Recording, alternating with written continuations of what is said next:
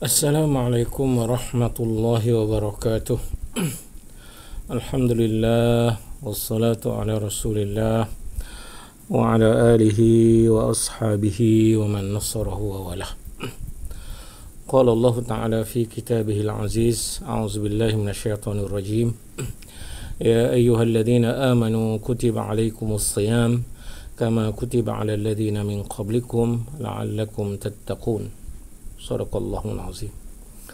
Wa qala sallallahu alaihi wasallam man shama ramadhana imanan wa ihtisaban ghufira lahu ma taqaddama min dhanbihi wa ma ta'akhkhar. Wa fi riwayah man qama ramadhan imanan wa ihtisaban ghufira lahu ma taqaddama min dhanbihi wa ma ta'akhkhar. Alhamdulillah, berbanyak-banyak syukur kita lanjutkan kepada Allah Ta'ala atas keizinan daripada Allah.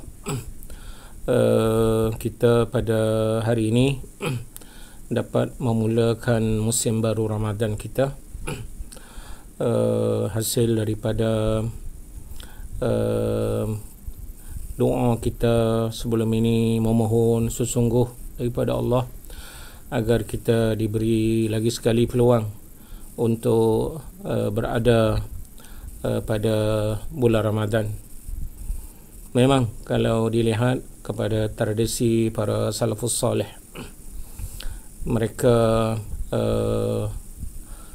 mengambil masa yang agak lama memohon dan berdoa kepada Allah. Ada riwayat menyatakan mereka berdoa 6 bulan sebelum kedatangan Ramadan, minta dan mohon agar diberi kesempatan dan peluang untuk memasuki musim baru Ramadan.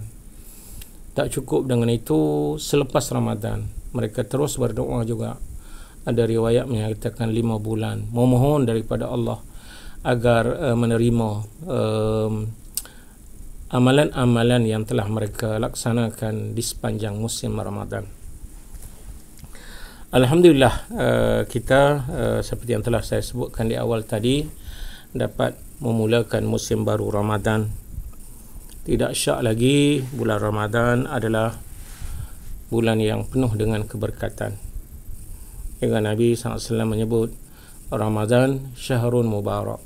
Ramadan adalah bulan yang penuh dengan keberkatan.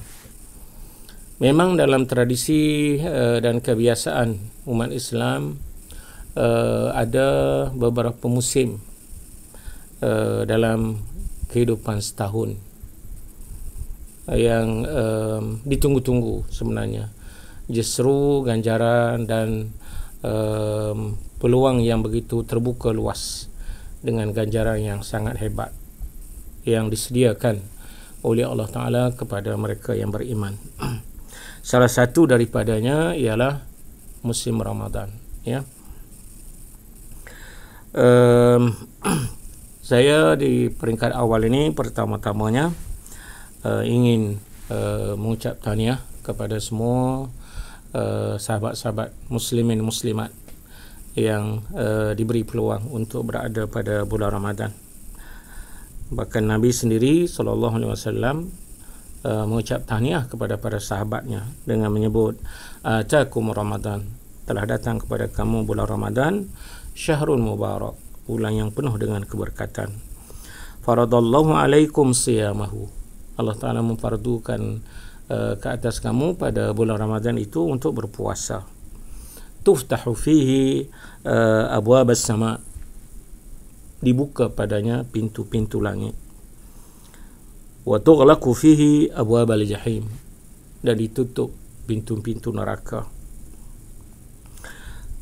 Sehinggalah akhir. Bahkan disebut di sana lillahi fihi lailatun khairun min alfi syahr. Demi Allah, padanya terdapat satu malam yang lebih baik daripada 1000 bulan.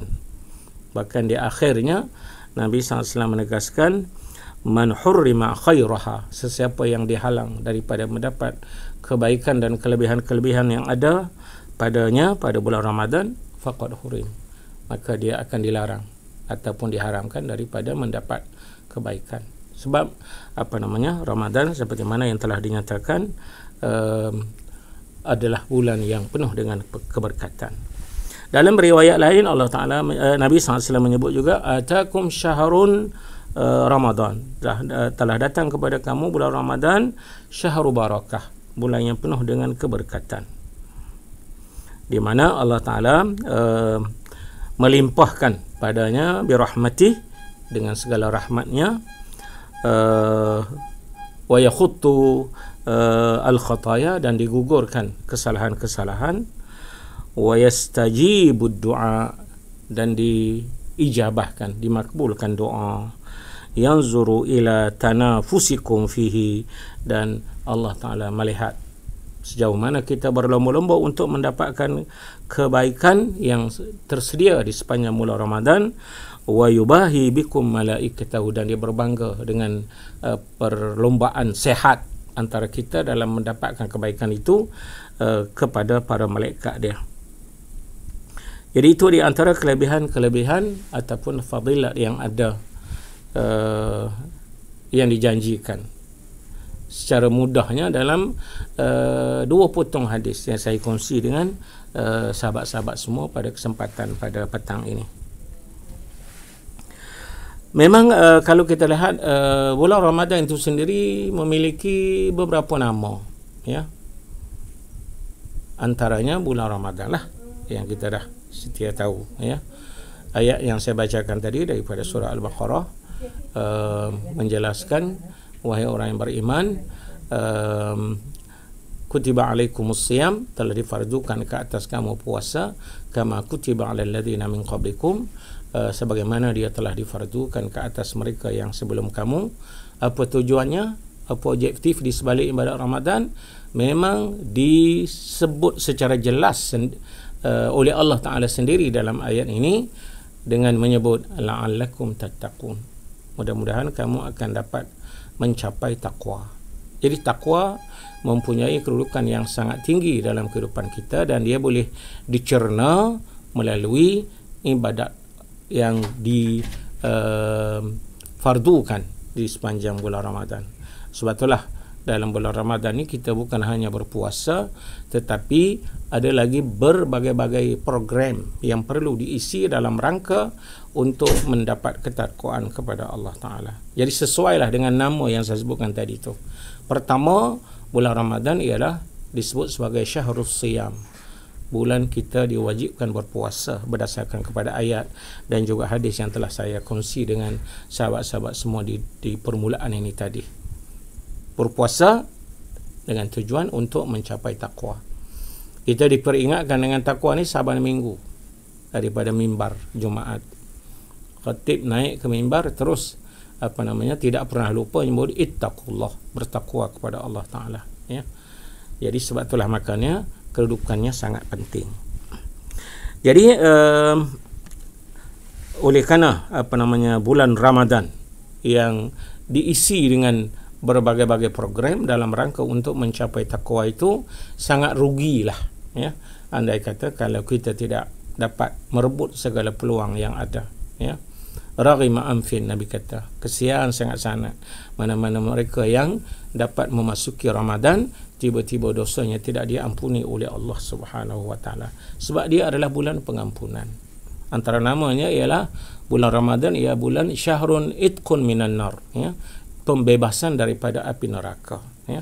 Di samping namanya syahrul Quran, syahrul maghfirah, al-furqan dan seumpamanya, banyak lagi, ya, yang disebut dalam sumber-sumber yang dapat kita lihat dan kita boleh rujuk. Jadi dengan itu makanya kita bila dah diberi peluang untuk berada bersama-sama dan memulakan syahrul khair, bulan kebaikan, wal barakah, bulan kebaikan, bulan keberkatan, wal ihsan, bulan ihsan, syahrul taqwa, sebab matlamatnya untuk mencapai takwa, al huda wal iman, syahrul huda wal iman, bulan petunjuk dan bulan keimanan. Ditambah lagi dengan syahrul taubah, bulan untuk kita memperbaharui taubat kita. Semua kita tahu yang bulan Syaban yang telah kita lalui, yang disebut oleh Nabi dalam satu hadis yang diriwayatkan oleh Imam An-Nasa'i daripada Sayyidina Usama ibn Zaid, di mana Nabi menyatakan bulan bulan Sya'ban ialah bulan di mana Allah Taala mengangkat pahala amalan yang kita buat ila Rabbil Alamin, pada Tuhan semesta alam. Jadi secara tahunannya amalan kita diangkat pada bulan Sya'ban. Jadi bila masuk bulan Ramadan, dalam bahasa yang selalu saya gunakan, kita seolah-olah membuka lembaran baru, safhatun bayda, ya, lembaran yang putih yang akan diisi, ya, dengan amalan-amalan yang kita buat dan nantinya akan diangkat kepada Allah Taala pada bulan Sya'ban yang akan datang. Jadi ia adalah permulaan, walaupun bukan awal tahun, tetapi ia merupakan titik permulaan perhitungan bagi amalan-amalan yang kita buat. Jadi sebab itulah makanya ambillah kelebihan-kelebihan yang ada daripada bulan Ramadan. Yang hadis yang telah saya sebutkan di awal tadi, Nabi sendiri telah menyebut man shama Ramadan, ya, sesiapa yang berpuasa pada bulan Ramadan imanan, dengan penuh keimanan, wahtisaban, dan dengan penuh pengharapan, ghafarallah atau ghufira lahu, akan diampuni baginya ma taqaddama min zambihi, dosa-dosa yang telah berlalu. Dalam satu riwayat lain, man qama Ramadan, siapa yang melakukan qiyam, yakni menghidupkan malam-malam Ramadan dan juga ibadat Ramadan pada siangnya dengan berpuasa, termasuk kemuncaknya yang disebut oleh Nabi, man qama lailatul qadar, siapa yang menghidupkan malam Lailatul Qadar, yang sama juga menggunakan imanan wahtisaban, dengan penuh keimanan dan pengharapan, ghufira lahu ma taqaddama min zambi. Inilah kelebihan-kelebihan yang ada, ya, yang sepatutnya seperti yang telah saya sebutkan tadi, peluang yang ada itu untuk direbut semaksimumnya, insya-Allah, ya. Jadi kita ucapkan marhaban Ramadan, selamat datang wahai Ramadan, ya. Kita mengamalukan kedatangan Ramadan dengan azam, dengan tekad untuk pertama, setelah kita diberi keizinan oleh Allah Ta'ala untuk berada pada bulan Ramadan ini dan dapat melangkah masuk, memulakan ibadat Ramadan bermula pada hari ini dan seterusnya, dan akan berazam untuk meningkatkan dan menghayati keseluruhan bulan Ramadan.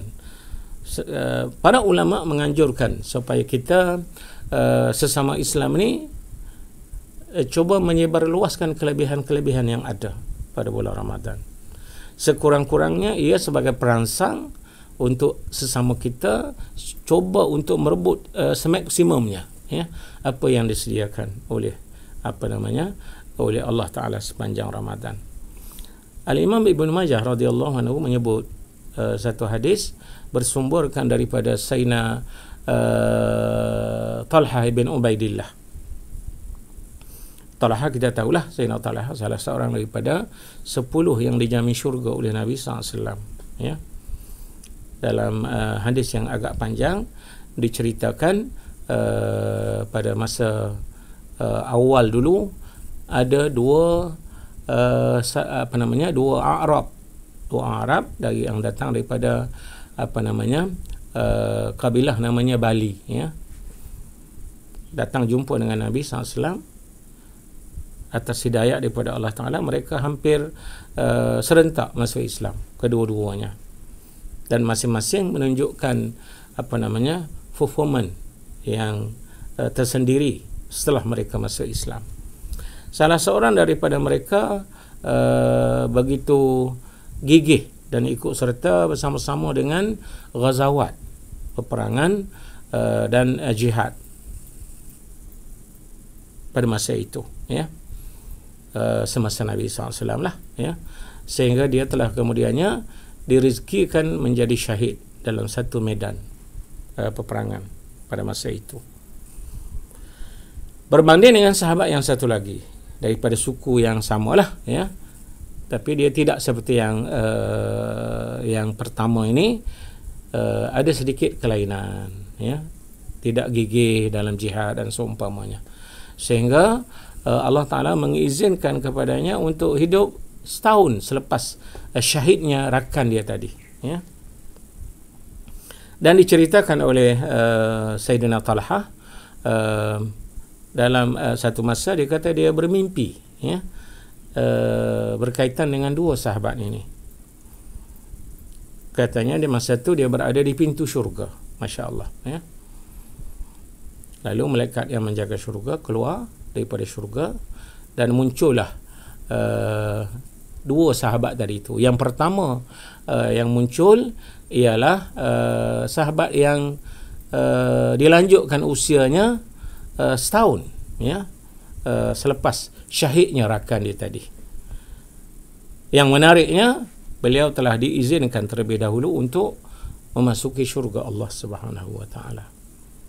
Lepas itulah baru muncul sahabat yang mati syahid dan juga diizinkan untuk memasuki syurga, ya. Sayyidina Talha menceritakan apa yang dia mimpikan itu kepada sahabat-sahabat lain, yang akhirnya mencetuskan satu persoalan, ya. Mereka agak nak kata apa, agak aneh dan agak pelik, ya, mengikut perkiraan mereka, ya. Apabila dalam mimpi itu Sayyidina Talha menceritakan sahabat yang mati ataupun wafat kemudian terlebih dahulu dimasukkan ke syurga Allah Ta'ala, ya. Dan kes ini akhirnya berpanjangan sampailah ke pengetahuan junjungan Rasul sallallahu alaihi wasallam, ya. Jadi mereka menyebut dan menyatakan kekaguman mereka dan pelik mereka lah. Sebabnya yang patutnya yang mati syahid itu yang lebih awal dimasukkan ke syurga, bukannya yang seperti mana yang berlaku itu. Nabi kata, apa yang kamu pelik? Tidakkah kamu sedar bahawa sahabat yang kedua hidup setahun selepas syahidnya rakannya dan sahabatnya itu?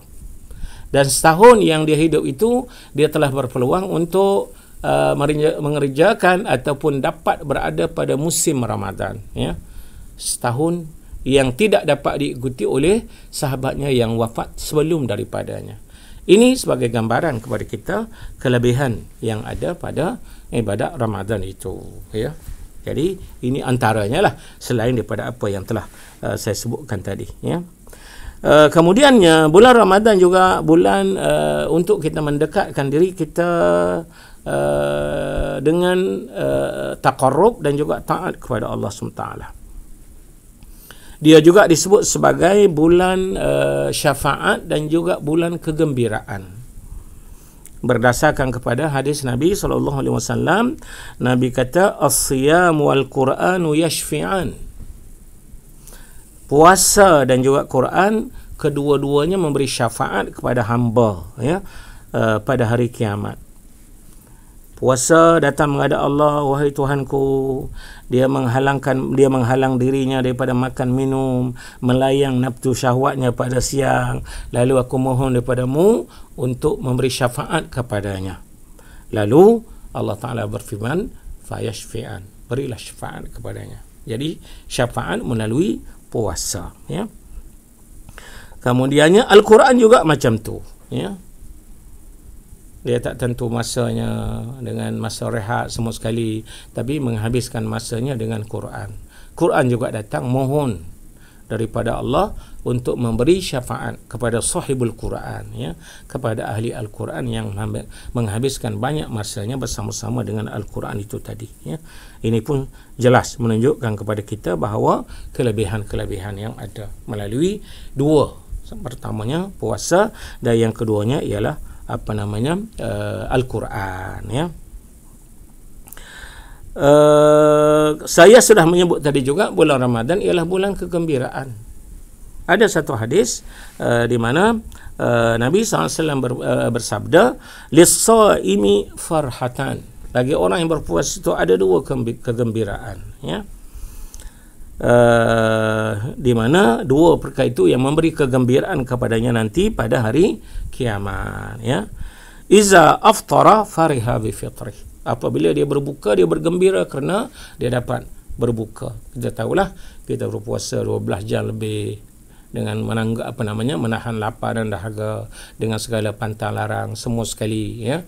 Akhirnya sampai masa kita berbuka, seronoknya dapat berbuka, ya. Betul seperti mana yang telah dinyatakan dalam hadis ini tadi. Wa iza laqiya rabbahu fariha bisaumihi, dan bila kita datang kembali menghadap Allah Taala, kita bergembira dengan puasa yang kita kerjakan sepanjang hayat kita dulu. Jadi mudah-mudahan ini yang yang patut, yang mendorong kita untuk lebih banyak merebut segala peluang yang ada, supaya tidak berlalu begitu saja, dan sangat rugi sesiapa yang diberi peluang untuk berada pada bulan yang begini istimewa, tiba-tiba dia tidak mengambil kesempatan. Dan pada masa inilah wajar antara kita sesama kita bersaing dalam mencapai kelebihan-kelebihan yang disediakan oleh Allah Ta'ala, dengan peluang yang terbuka sebegitu luas dan kurniaan-kurniaan yang menunggu kita untuk dikurniakan kepada kita. Jadi kalau Allah Ta'ala menganjurkan kita supaya bersaing dan berlomba-lomba antara satu sama lain dalam perkara-perkara kebaikan, inilah masanya. Dalam surah Al-Baqarah ayat 148, Allah Ta'ala berfirman, fastabiqul khairat, ya, bersegeralah dalam mendapatkan kebaikan. Dalam Al Imran 133, wasari'u ila maghfiratin min rabbikum, bersegeralah kamu untuk mencapai keampunan daripada Tuhan kamu, wa jannah, dan untuk mendapat syurga yang seluas langit dan bumi. Untuk siapa? Uiddat lil muttaqin, disediakan untuk mereka yang bertakwa. Ada keserasian di situ. Saya dah sebut tadi, ayat Ramadan, ayat mewajibkan kita berpuasa, tujuannya tidak adalah untuk melahirkan orang yang bertakwa. Syurga pula disediakan untuk mereka yang bertakwa ini. Jadi ini ada keserasian dekat situ, ya. Matchingnya ibadat puasa dan juga ganjaran yang dijanjikan oleh Allah Ta'ala, ya. Uiddat lil muttaqin.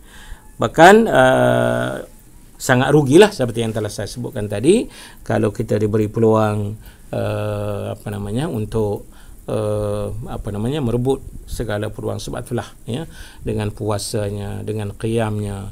Dan saya sangat tertarik dengan satu perkara yang ulasan daripada seorang ulama dalam rangka untuk menganjurkan kita supaya merebut peluang sepanjang Ramadan. Yang pertamanya, dianjurkan supaya kita menjauhi segala keburukan.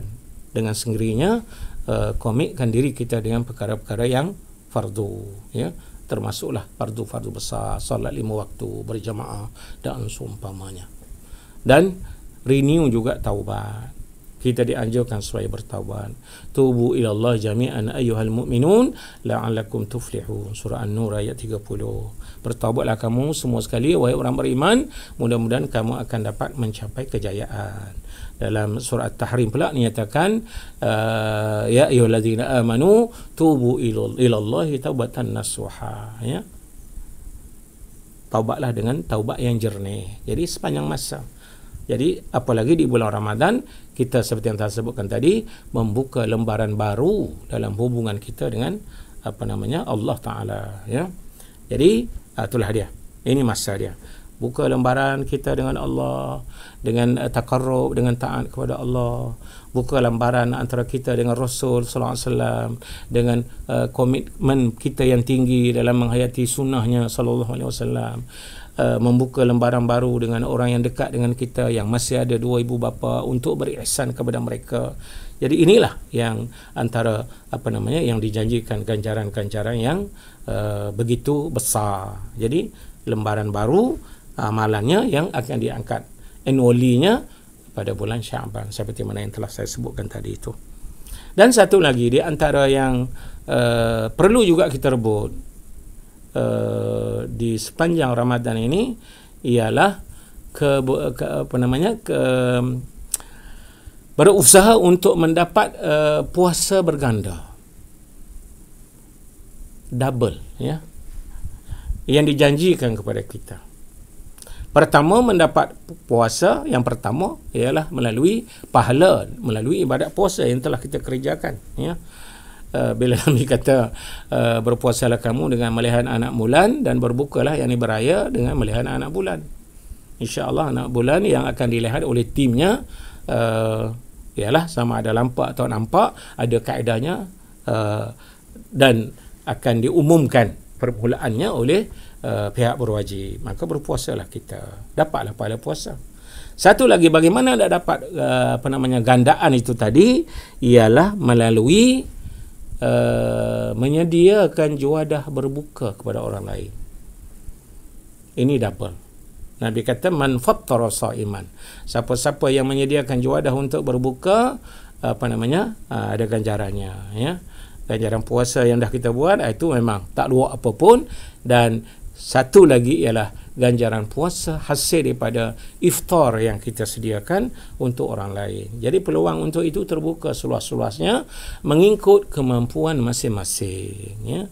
Yang ada rezeki banyak, maka dia boleh menyediakan juadah berbuka yang lebih banyak. Yang kurang sedikit rezekinya tapi tak lepas peluang. Sebab walaupun sedikit, dia terus juga berbuat, ya. Memang kaedah sedikit yang berterusan ini merupakan kaedah dan cara yang dianjurkan dalam agama kita. Khairul umur adwamuha wa in qalla. Sebaik-baik perkara itu ialah buat secara berterusan, ada kesinambungannya walaupun sikit.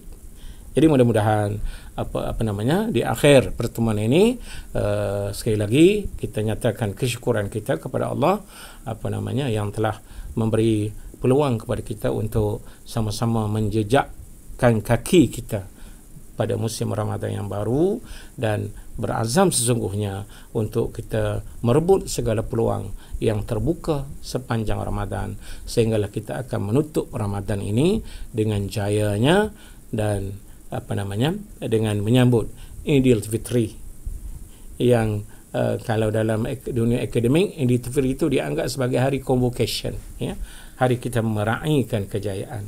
Jadi rugilah, ya, hadir majlis convocation tapi rupa-rupanya tak dapat apa, ya. Jadi mudah-mudahan lagi sekali kita doa Allah Ta'ala memberi kekuatan kepada kita semua. Tahniah kepada semua sahabat yang bersama-sama saya sebagai pembuka bicara bagi program Tazkirah Ramadan yang dikendalikan oleh Persatuan Ulama Malaysia, dan akan disusuli oleh siri-siri yang lain yang akan disampaikan oleh rakan-rakan saya daripada Persatuan Ulama. Mudah-mudahan ada manfaatnya untuk kita. Setakat itu saja daripada saya pada petang ini. Aqul qawli hadza wa astaghfirullahal azim li wa lakum.